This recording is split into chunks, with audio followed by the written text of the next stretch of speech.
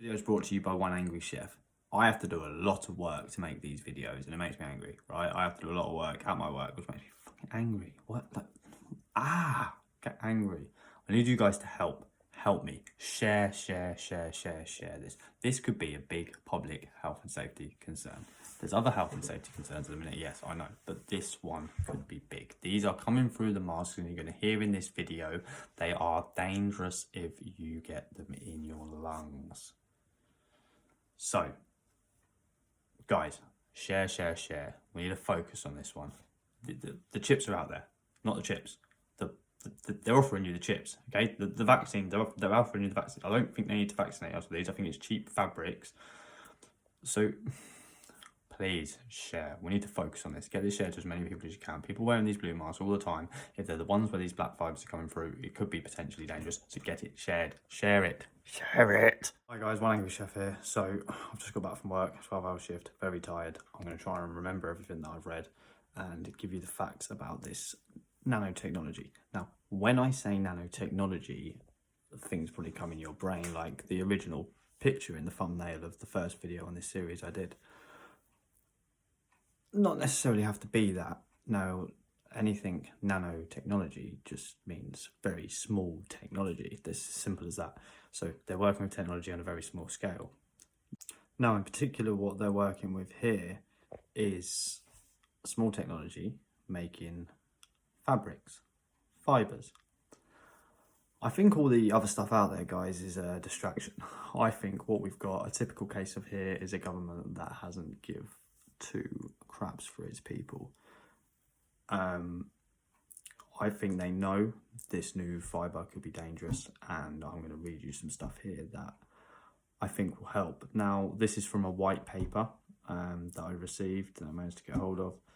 Should I say? Didn't receive, no one sent it to me. That makes me sound like more mysterious and cool than I really am, to be honest with you. I just found it. So this is a white paper on nanotech. I'm going to read you a bit from this. I'm going to not read you the whole thing. The whole thing's going to be linked down below. I'm going to read you the most important things, I think, and yeah, I don't want to bore you. I want to keep this as quick as possible. So here it is. Now, she starts off this white paper by explaining the start of COVID, the need for newer masks, etc, etc. You can read it all yourselves down below. Now, I'm going to start here because this is important.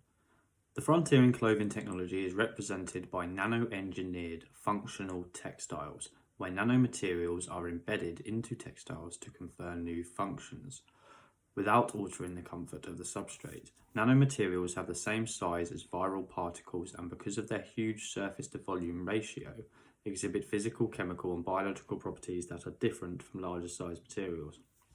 Surface area melting point, fluorescence, electrical conductivity, magnetic permeability, and chemical reactivity are examples of properties that change as a function of the size of the particle. This phenomenon causes selective interactions with biological systems, especially with nano-sized organisms such as viruses and bacteria. Nano-based products for vaccine against and diagnosis of SARS-CoV-2 infections have been the main focus of the last 7 months of research in the nanotechnology field.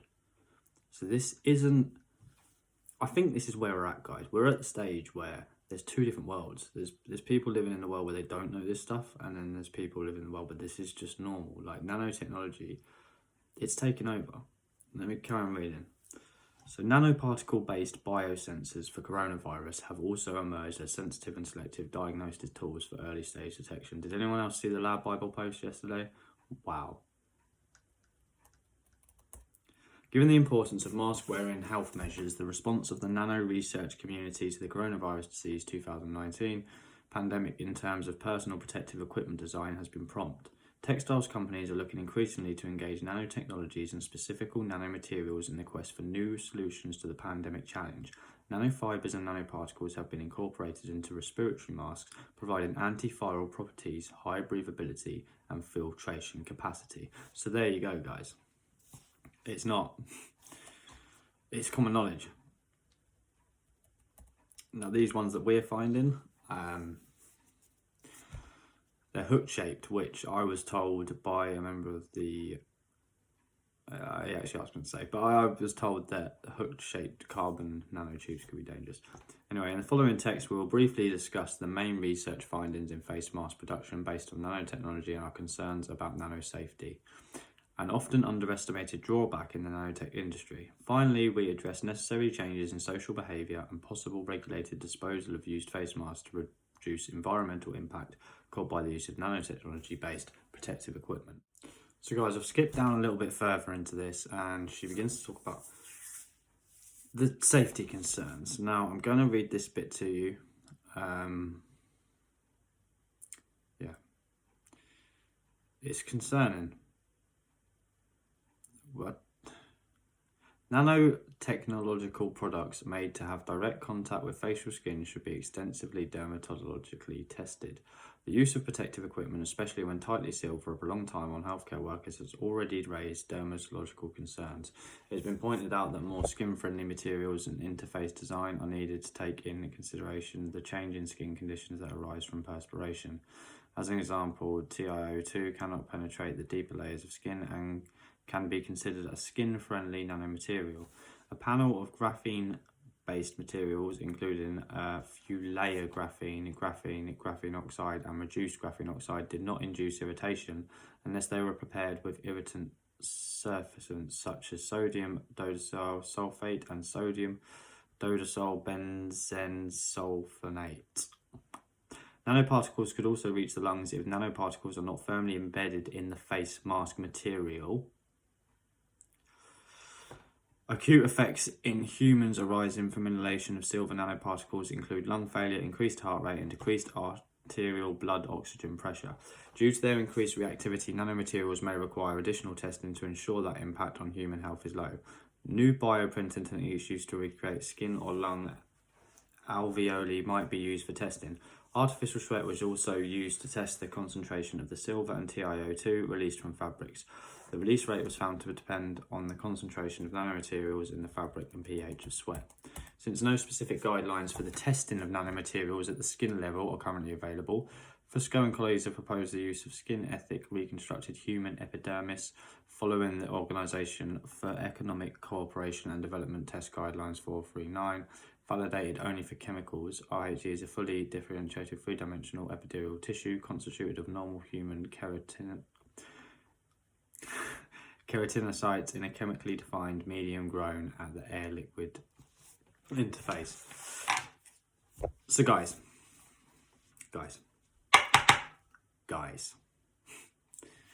Now, if they stay embedded in the masks, they're fine. If they're seeping through the masks and sitting in pieces of bacon or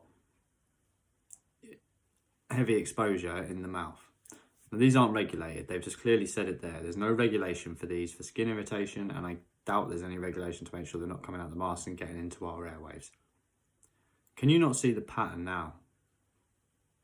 If it's not a vaccine that America, the Johnson & Johnson one, they've just said, no, we're not using it here today. As far as we know, Boris Johnson's still going to roll it out. The AstraZeneca vaccine, there was loads of issues with that.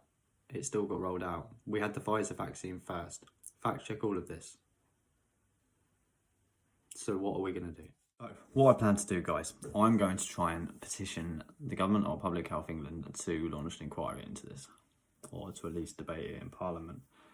I'm going to need a couple of days to do that. Meanwhile, what I need you guys to do is keep testing masks.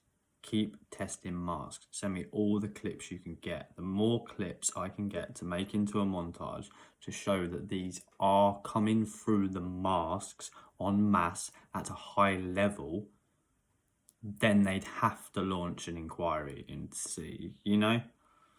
I'm worried about this one, guys. I'm worried about this being dangerous to get in people's lungs. I mean, yeah. Now, what I want you to do, guys, as well is, are these the chips? No, I don't think these are the chips. They're offering the chips on Lad Bible. They're literally asking you to sign up for them. Fauci's telling you to go and get them in America. So these don't need to be the chips. These, I think, are just nanotechnology being used to create cheap face masks that could potentially be breathing in and be dangerous. If you was going to make some sort of I don't know, nano-engineered chip to get in and vaccinate people and blah, blah, blah, blah. You would use similar sorts of technologies and methods to do that. But I don't think this is what it is. I think it's mass-produced, cheap masks that are gonna, in a few years, possibly cause us problems if this, as Kenneth Donaldson from the Edinburgh University says, is as dangerous as asbestos once consumed into the lungs. We've got the evidence it gets into the meat. That's obviously worrying. We've got evidence it reacts to the electrons. We've pretty much confirmed this is what it is. Obviously, it could end up being something else. You guys will be updated. But for now, I'm going to concentrate on the safety of this because I think it's do yourself if you've got any spare time.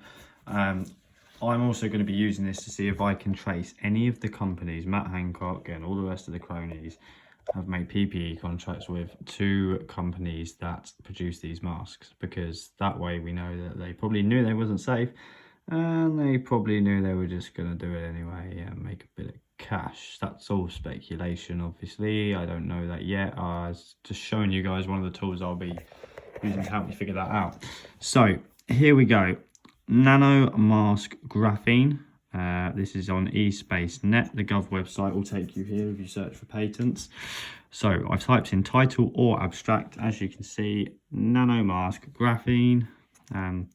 The papers I've read so far, graphene seems to be the one they were worried about, but I think most carbon nanotubes are the same thing. I think carbon nanotubes are actually more dangerous from an expert I've spoken to, but there we go. We're going to search for that.